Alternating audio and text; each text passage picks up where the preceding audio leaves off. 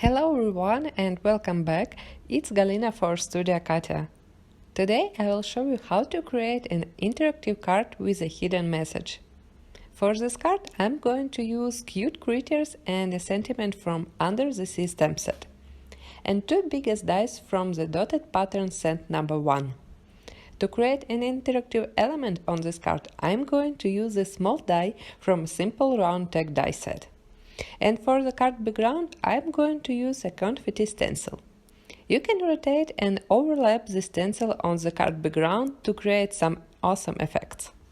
I start with creating a card background. On a piece of white cardstock, I'm going to apply distress oxide inks. I found a leftover piece of paper in my stash. It's not perfectly cut, but it's okay. I'm going to cut the panel with a die. So I'm applying a shaded lilac on the bottom, tumbler glass in the center, and scattered straw on the top of my panel. To mix yellow ink with the blue, I go back and forth and I'm changing the blender tools to create a nice gradient between these two colors. Just because I'm creating the underwater scene, I'm going to add a lot of splashes and bubbles on my panel. And my first layer is the water drops.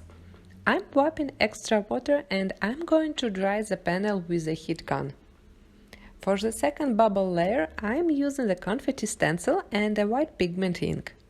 I'm dipping ink through the stencil on the panel. I don't want to cover the whole panel with white ink, so I'm adding a little bit of ink in the center and on edges. After that, I add more drops with the white acrylic paint. I finished adding all my bubbles and now I want to cut out the card panel. I'm using two dies at once to cut out the perfect card panel and the focal point in the center. After I run them through my die cutting machine, I get this beautiful leftover frame. I will keep it for my future project.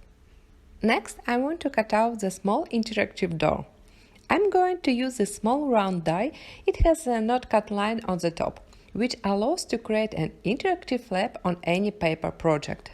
I placed it in the center of my smaller die cut and I ran it through my die cutting machine. And here how it looks after die cutting.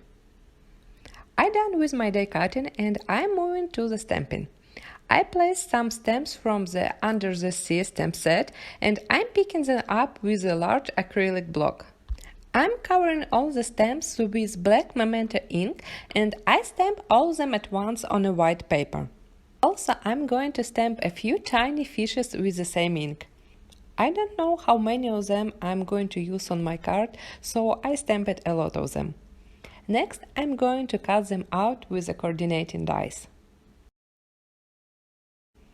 To color all the images, I'm using Copic markers.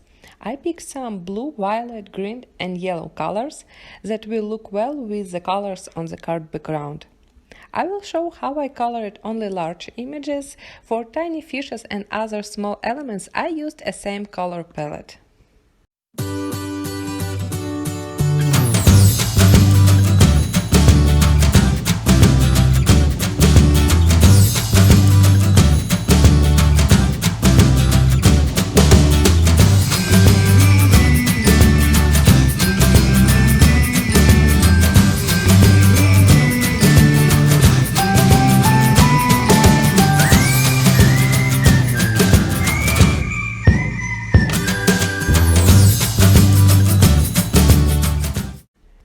After I'm done with my coloring, I found the colorful rectangle panel on the white card base.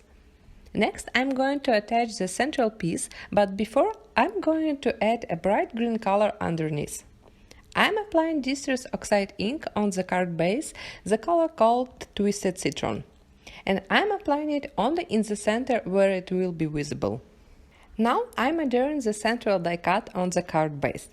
I didn't add any glue on the small round flap. Using a sentiment stamp from Under the Sea set, I'm going to stamp it behind the door on the green spot. And now I can close this little door and place my sea creatures around it. I'm placing seaweed on the bottom with two little crabs and a tiny adorable seahorse. Also, I'm adding few elements on the flap, but I'm going to adhere them only on edges.